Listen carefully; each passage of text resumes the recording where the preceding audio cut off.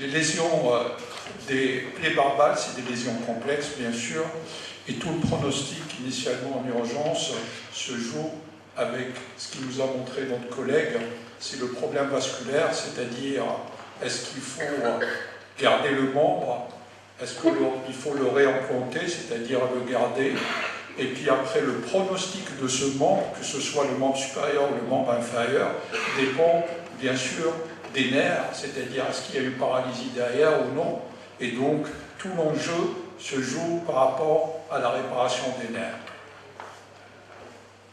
Là, sur cette première photo, je vous montre un enfant qui a eu une plaie barbale au niveau du bras, et là, ce que vous voyez en corde là sur le bras, c'est la greffe du nerf, c'est ce qu'on appelle le nerf radial, c'est le nerf le plus important qui prend quand même comme traumatisme au niveau du bras, et les enfants, ils ne peuvent plus relever leurs mains, ils ne peuvent plus bouger leurs mains. Donc on leur fait des greffes, même secondairement, et chez les enfants, ça marche très très bien avec des très très bons résultats.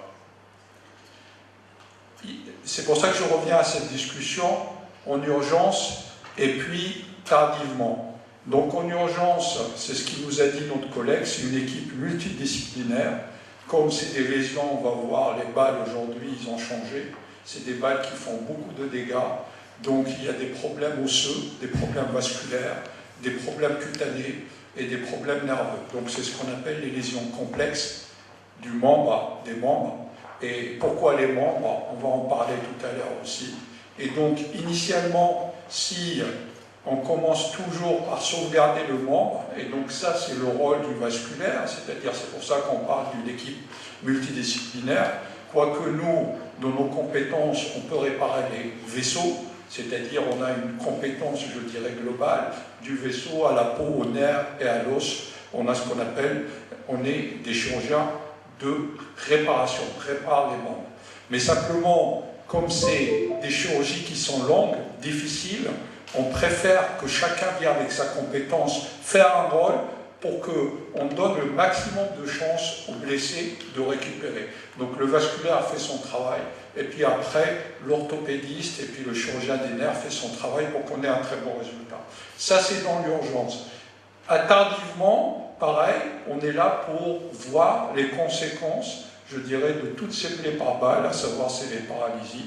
Par exemple, si, ce qu'il vous a montré tout à l'heure, on arrive à revasculer un membre, le membre inférieur, les poplitées, les artères fémorales, si le patient n'a pas de sensibilité au niveau du pied, il va avoir plein d'escarres après et on finira par une amputation. Donc, tout de suite après, nous on intervient après, on le voit secondairement pour voir les nerfs qu'il faut réparer. Et c'est notre rôle de réparer ces nerfs-là pour leur donner une sensibilité et dans les meilleurs des cas, les meilleurs résultats, de leur donner quand même une motricité au membre. Vous voyez, aujourd'hui, les balles, comme je vous ai dit, ça a changé énormément. L'impact et je dirais les dégâts qu'elle fait une balle, c'est par rapport à sa vitesse d'abord. Donc là, on utilise des vitesses beaucoup plus importantes, mais il n'y a pas que les vitesses. Ils ont bien compris aujourd'hui, ils mettent des balles, ce qu'on appelle des balles instables, à implosion à l'intérieur. Et ces balles-là, malheureusement, ils font beaucoup plus de dégâts pour nous, c'est-à-dire, ça rend notre chirurgie encore beaucoup plus difficile. Vous voyez par exemple une balle normale, même si elle a une vélocité, une vitesse importante, elle peut traverser certains éléments anatomiques du bras ou de la jambe sans faire de dégâts importants. Le patient peut s'en sortir, la victime peut s'en sortir. Mais qu'avec ces balles d'implosion, vous voyez ici, par exemple, sur la photo d'en bas, elle rentre à l'intérieur, elle explose dans les tissus, elle abîme les tissus, elle abîme l'os et elle abîme les nerfs, et ça rend des dégâts un peu plus importants au niveau des chances de réparation.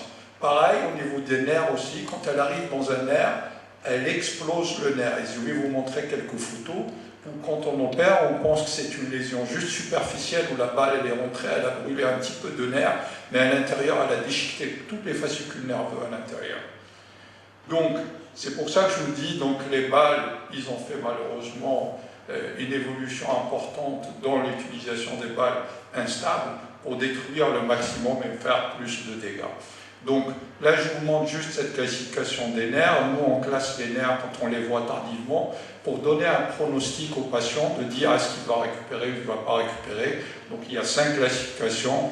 Un nerf, il peut être juste chauffé par la balle, il peut récupérer. C'est un stade 3 où il y a des fascicules qui sont abîmés, mais il va récupérer, mais on ne sait pas la qualité de la récupération. Et le stade 4-5, le nerf est vide à l'intérieur, où il est coupé, où il est brûlé par le truc, et malheureusement, c'est là où nous intervenons pour lui donner, le réparer ce nerf-là. Je vous donne un cas, vous voyez, il a pris un bal là au niveau de l'épaule. Au niveau de l'épaule, à cet endroit-là, on voit le point d'entrée, on se dit il n'y a rien du tout. Mais il y a tous les vaisseaux qui passent par là et tous les nerfs du bras et de la main qui passent par là. Donc tout le plexus passe par là. Donc là, c'est un truc, on voit sur la photo que ça a fait des dégâts avec des implosions partout. Donc ça, c'est notre domaine. Et malheureusement aussi, c'est le domaine aussi, c'est là où il faut être une équipe pluridisciplinée parce qu'il y a les vaisseaux là qui sont abîmés dans le coin, tous les vaisseaux du membre supérieur. Il faut faire un pontage, réparer les trucs. Et ce qui est intéressant dans l'équipe multidisciplinaire, et c'est ce qui est très intéressant de réparer en urgence, c'est que les tissus sont encore mous. Nous, on arrive des fois à réparer sans faire des greffes, c'est-à-dire si le vasculaire passe, répare ses vaisseaux tout de suite.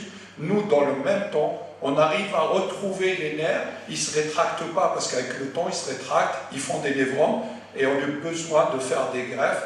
Et avec les greffes, les résultats sont moins bons que si on fait une suture directe. Donc l'intérêt aussi d'intervenir en urgence, c'est ça. C'est-à-dire revenir à cette équipe multidisciplinaire et donner à chacun sa capacité de travailler.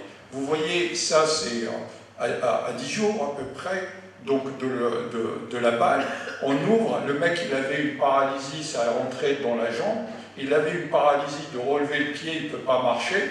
Quand on ouvre le nerf, on voit, vous voyez, il y a une certaine continuité, mais il y a une brûlure importante dans le nerf a été lésé, donc malheureusement ce nerf-là, il faut le réparer. Vous voyez, donc ça c'est là où on intervient. Ça, c'est juste un tableau pour vous montrer, avec tout ce qu'on va appeler par balle, les Américains restent les champions du monde, c'est presque 24 000 morts par an aux États-Unis par balle. Il y a certains pays maintenant qui veulent les rejoindre, et tant pis pour eux. Hein. Voilà. Donc c'est ce que je vous disais sur les nerfs. Vous voyez, cette plaie-là, c'est sur un nerf sciatique quand même, c'est une partie du nerf sciatique. Il y a juste une entrée dans le nerf, et le mec, il est paralysé. Ici, nous, on sait bien, c'est-à-dire on va retirer tout ça et rentrer dans le nerf, et on voit tous les fascicules sont brûlés. C'est ça, les balles par implosion, c'est des balles instables qui explosent tout à l'intérieur. Le point d'entrée est minime, mais à l'intérieur, ça fait des dégâts. Donc c'est là où il faut faire des greffes et réparer. On a différentes techniques, ça c'est le Naraka, c'est un grand chirurgien des nerfs qui a décrit toutes ces techniques pour pouvoir réparer ces nerfs. On passe de la greffe à ce qu'on appelle des transferts nerveux. Tout ça, c'est des termes techniques pour réparer ces nerfs. Ce que je voulais vous montrer en 2001, le ministre de la Santé de Gaza, il a fait des statistiques. Il a montré que dans ces statistiques, 42% des lésions par balle touchent les extrémités. Donc, vous voyez, dans ces guerres horribles, non seulement on détruit, je dirais, du matériel, mais là, on détruit l'être humain, et on détruit l'être humain avec une certaine précision. C'est-à-dire, c'est la force vive des jeunes de demain de la Palestine. On les prive de leurs membres, donc c'est des gens qui ne peuvent même pas participer à quelque chose après. Donc vous voyez, vraiment, ils sont doublement punis. On touche les membres, et c'est des jeunes. On va voir les statistiques. Donc, Dr Fayez, il a fait les mêmes statistiques. Il nous a sorti tous les noms des patients qui ont été touchés et dans quelle zone ils étaient touchés par balle. Et toutes les statistiques montraient que c'était des membres, c'est-à-dire soit les membres supérieurs, soit les membres inférieurs. Bien sûr, pour faire tout ce travail-là, là-bas, il faut un minimum de moyens, mais les moyens, ça existe. Il y a un bloc, il y a un microscope, il y a un anesthésiste qui est là, docteur de Nantes aussi, qui a travaillé pas mal dans ces missions-là. Et donc, on a des conditions quand même qui sont, je dirais, favorables. Depuis 2002 à 2018, il y a eu 50 missions là-bas, voilà, et chaque mission, elle dure 12 jours.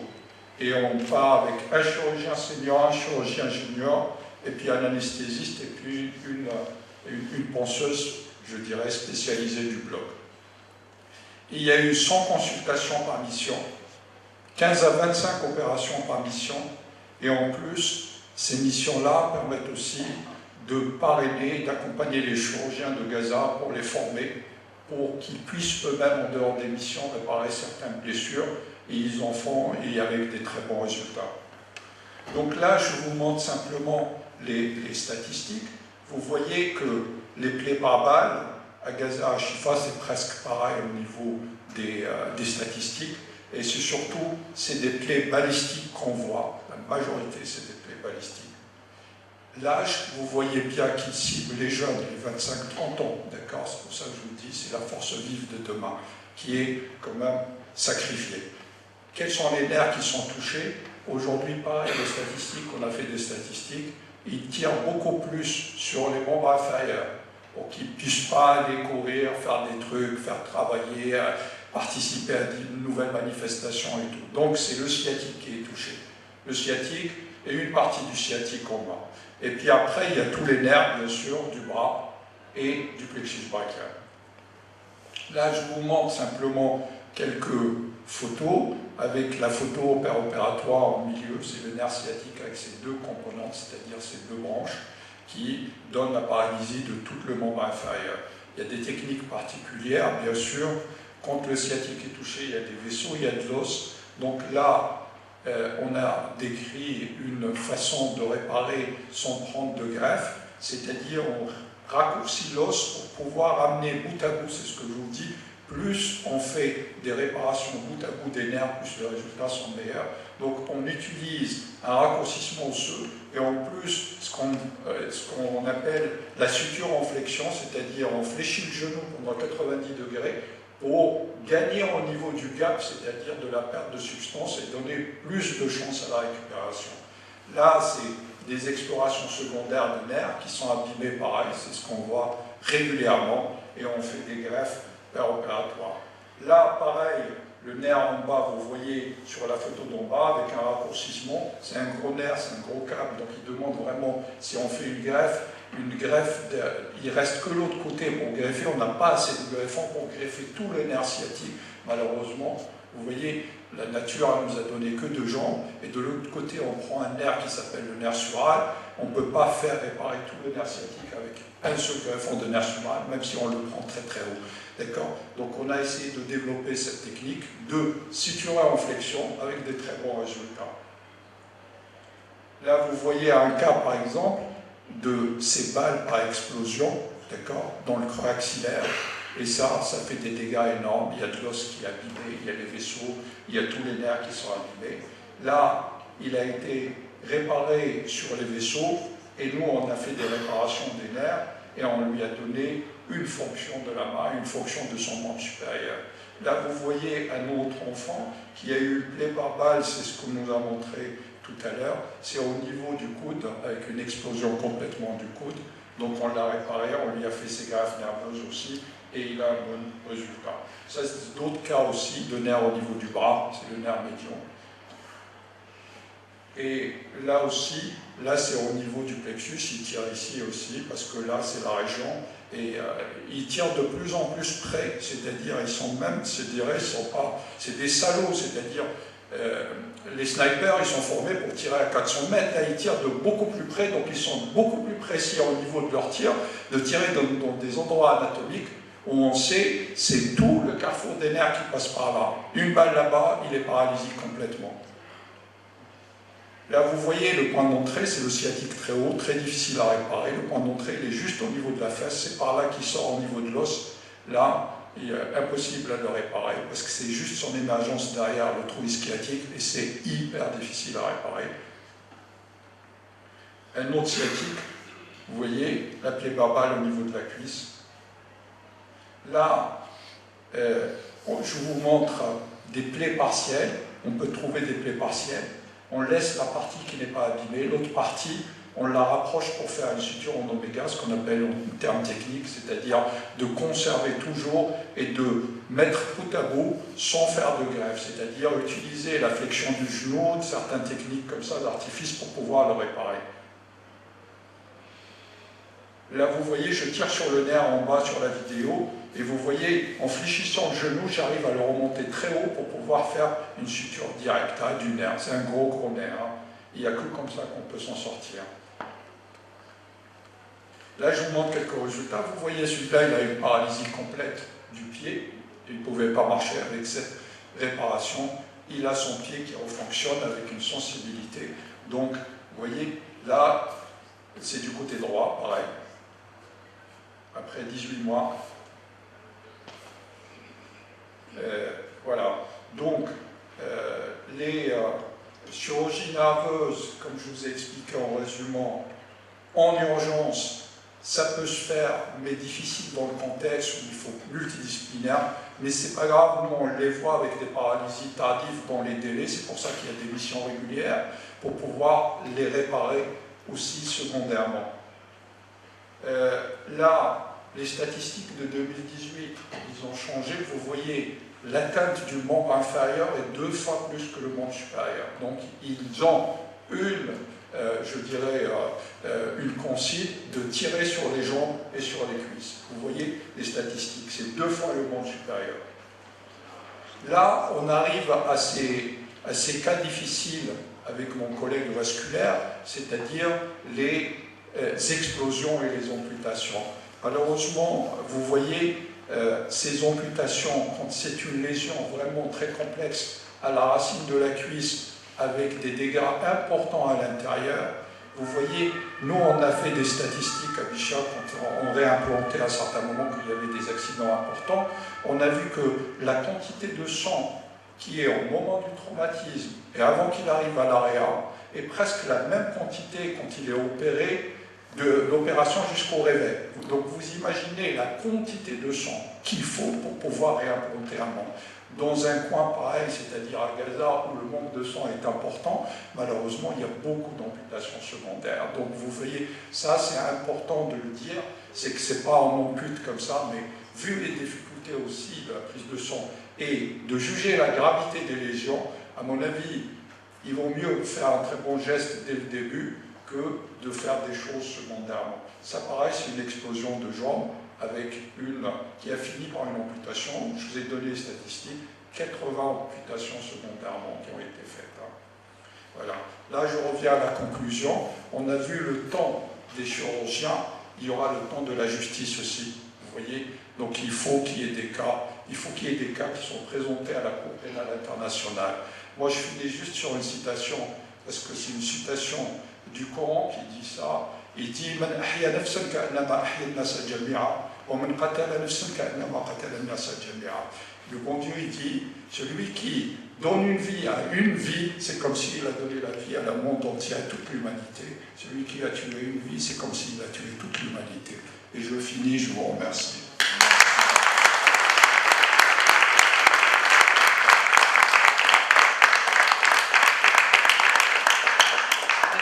Ne partez pas parce que merci pour cette présentation qui conclut cette maîtrise de communication. On va peut-être en profiter, comme on a quelques minutes devant nous, peut-être pour prendre des questions. Moi, en fait, j'ai préparé des questions, Dr. Berrière, mais vous avez répondu d'office, donc j'ai plus grand-chose à vous demander. Non, peut-être, est-ce que vous sentez des fois en danger? Est-ce que la notion de danger vous accompagne quand vous partez, ou vous avez dépassé cette notion et... Oui, les dangers existent, les dangers existent partout, même ici en France. Vous voyez, on est en danger aussi en France.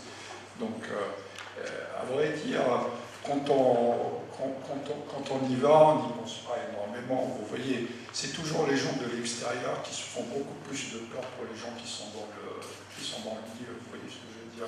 Mais c'est bien aussi, il y a des gens qui pensent aux autres aussi, c'est bien. J'ai une question, monsieur Oui. Sula. Bonjour. Oui, bonjour. Alors, j'aimerais savoir combien de médecins d'origine maghrébine, de nationalité française, participent à vos missions. Parce que je pense que le fait d'être arabe, et éventuellement d'Afrique du Nord, et particulièrement d'Algérie, en Israël, c'est un peu compliqué pour rentrer. Alors, j'aimerais voir si parmi vos missions, il y a beaucoup de maghrébins français qui participent. Pardon, avant que le docteur ne réponde, j'aurais bien voulu que vous présentiez, madame, parce qu'on ne sait pas en fait. Excusez-moi. Alors, je m'appelle Sonia Berba, je suis algérienne et française, et je suis biologiste de formation retraitée de l'INSERM. Merci, voilà. Merci pour votre question. Oui, il y a des difficultés, bien sûr, oui, mais on prend... Nous, c'était le but dès le début, c'est de créer des liens, c'est-à-dire non seulement de soigner, de créer des liens avec des jeunes d'ici, c'est-à-dire du moment qu'ils partent là-bas, on a pris pas mal d'internes, et c'était des internes, je dirais, de toutes, des Français, des Anglais, des machins, c'est-à-dire le but, c'est de les voir la réalité et de prendre conscience, parce que c'est eux qui vont aussi témoigner après derrière. Donc, bien sûr qu'il y a des Algériens, il y a toutes les nationalités, il y a des difficultés à rentrer là-bas, je suis d'accord avec vous, mais on n'a pas, celui qui veut partir, il est le bienvenu, mais c'est vrai qu'on part, c'est des missions, vous voyez, c'est sans consultation dans la journée.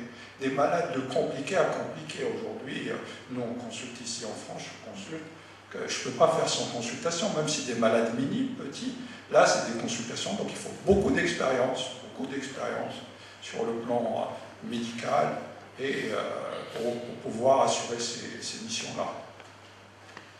Par rapport à PAMET, l'association que je préside ici, nous avons des volontaires de toutes nationalités, des Français, des Turcs, des amis, des Algériens, des Marocains, des Palestiniens.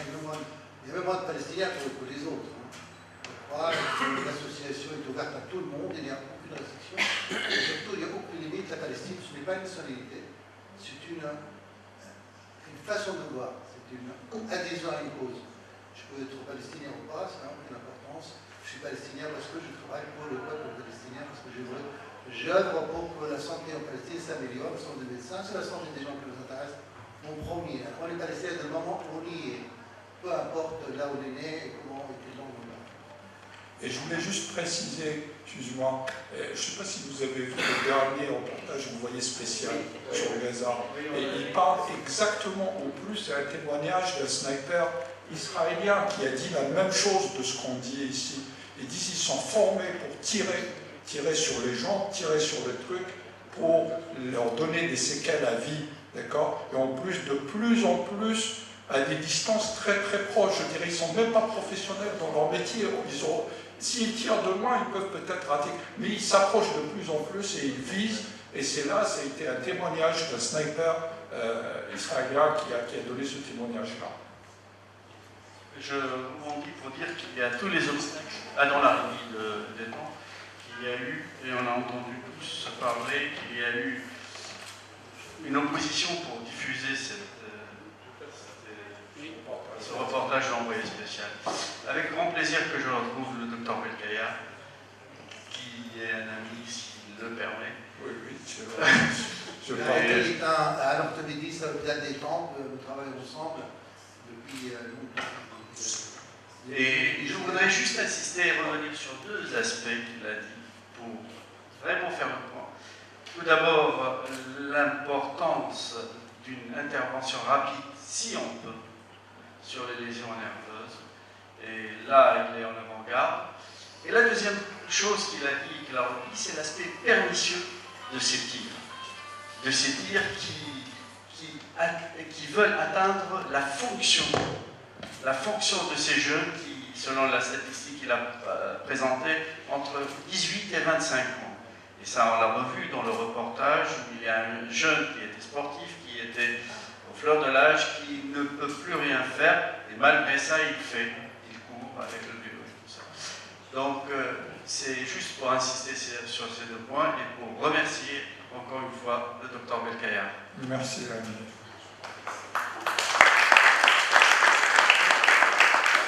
J'ai une question, quand vous m'autorisez. Vous évoquez la notion de damage control, c'est ça? Comment on peut éventuellement essayer de faire en sorte qu'on n'arrive pas aux situations d'amputation secondaire, comme vous l'évoquiez?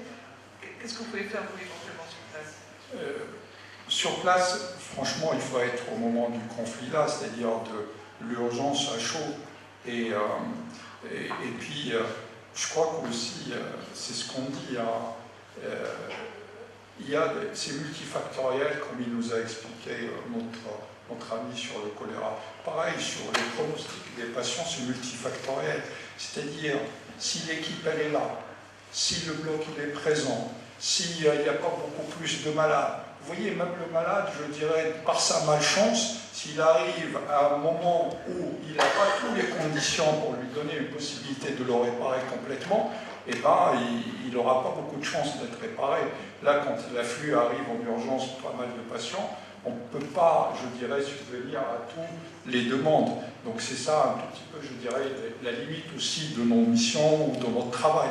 D'accord ? Donc on essaye simplement, c'est très important, j'insiste sur un truc, c'est de former, c'est le plus important, c'est de former et de témoigner.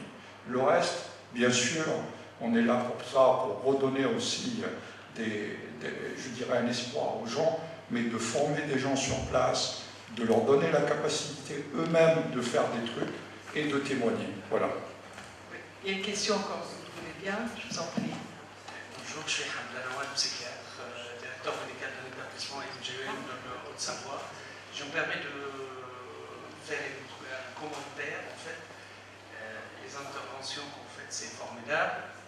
À Gaza et aussi à Cisjordanie, il manque un nombre de professionnels de santé mentale énorme, et notamment à Gaza. Ça veut dire chaque fois, les gens, notamment dans les convois militaires, on se focalise sur le physique, notamment les choses qui sont visibles.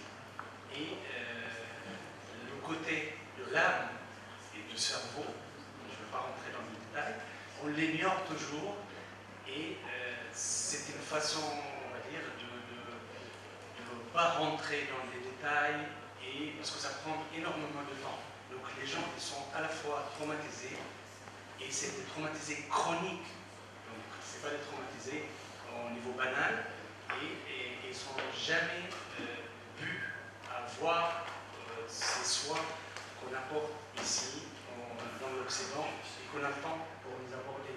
Si quelqu'un va pour consulter un psychothérapeute, ou un psychiatre, ou un psychologue, dans le système de santé publique, il faut attendre énormément de temps.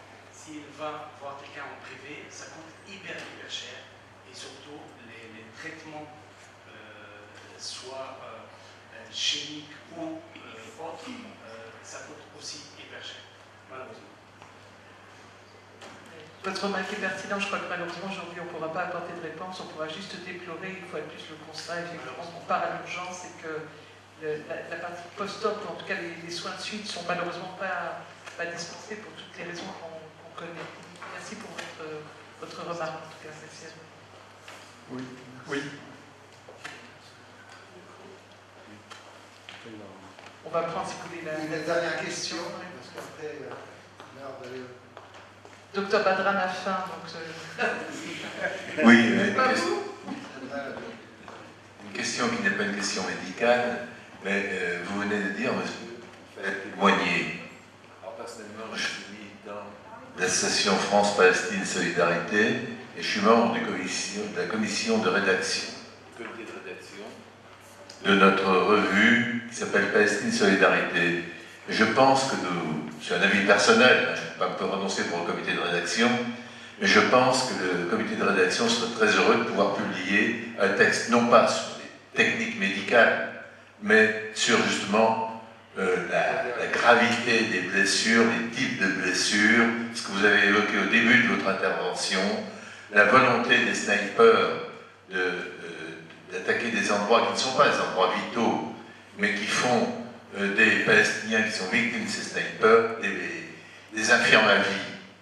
Alors j'aimerais que quelqu'un, vous-même ou un de vos collègues, et une personne présente dans la salle, puisse faire un papier sur, par exemple, le bilan de 6 mois de marche du retour du point de vue médical. Merci. Voilà. Une question. Je veux saluer, avant de vous inviter au déjeuner, saluer notre ami Karim Ali qui nous honore de la présence aujourd'hui, qui est arrivé, et qui était à la première réunion, à la première journée musicale, il était assez brièvement, on avait fait ensemble, et président de Solimed Médical, donc l'association du médecins algériens. Et je suis content de vous voir. Merci. Merci, madame. Merci. Mon micro marche pas. J'ai Karim qui est docteur Laleli, qui œuvre beaucoup d'ailleurs dans l'aspect médical, même si quand on parle d'Algérie, par exemple, on ne peut pas parler de mission humanitaire, mais on a collaboré ensemble, donc ravi de te revoir, Karim. Je crois qu'il est l'heure d'aller à Denetch. Merci à Dr Berklia. Merci à vous tous.